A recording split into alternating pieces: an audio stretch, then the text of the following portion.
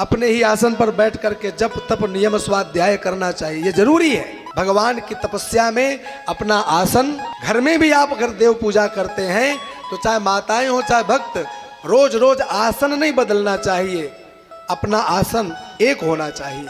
अपनी रुद्राक्ष की अथवा तुलसी की माला एक होनी चाहिए, पहनने की अलग, माला जपने की अलग, ये सब कुछ एक होना चाहिए, रोज रोज नहीं बदलना चाहिए। लेकिन भगवान को प्रसन्न करने वाली पूजा में उपयोग होने वाला चाहे मंत्र जप हो, अनुष्ठान हो, स्तुति हो, स्तोत्रों का पाठ हो, और चाहे किसी पुराण का पाठ हो, चाहे गीता का पाठ हो, ये रोड में चलते चलते करने योग्य वस्तुएं नहीं है, करने योग्य कार्य नहीं है। बोले महाराज मैं उसी आश्रम में जुड़ना चाहता हूँ। हमने जोड़ लिया।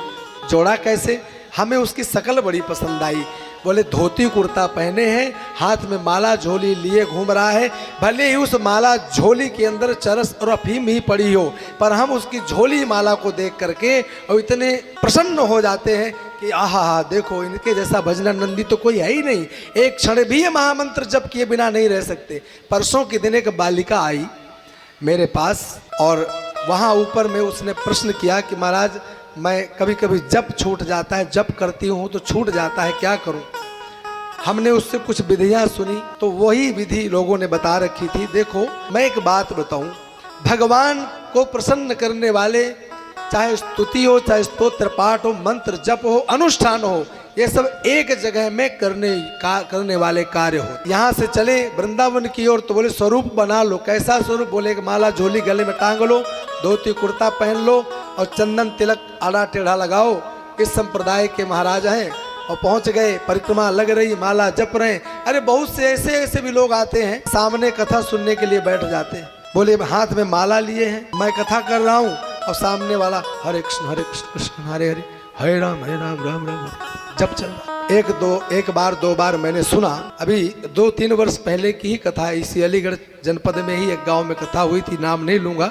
तो वो भक्त आते और हाथ में माला लेकर के बस मंत्र जपते रहते और मेरी तरफ बार बार ऐसे देखते रहते। मैंने एक दिन प्रश्न कर दिया कथा से ही, मैंने कहा ये बताइए आप माला क्यों जपते रहते कथा के? बोले मेरा नियम है, मैं उनकी गणना करता हूँ, मैं इतने 1000 जप रोज करता हूँ। तो मैंने कहा ठीक है, ऐसा करते हैं तो फिर कथा मत सुनिए। मैं आज कौन सा प्रसंग करने जा रहा हूँ या मैंने कौन सा प्रसंग किया है ये मुझे बताओ। तो उन्होंने बता दिया तुरंत कि आज आपने ये प्रसंग किया है। मैंने कहा अच्छा, ये बात तो बहुत अच्छी, अब आपने माला अब तक में कितनी की है थोड़ा गणना बता दीजिए मुझे। बस वो शांत हो गए। तो एक बात मैं बताऊं कि एक बार में एक ही काम हो सकता है, 2 बार नहीं हो सकता है। 2 नावों में पैर रख करके आप पार नहीं जा सकते।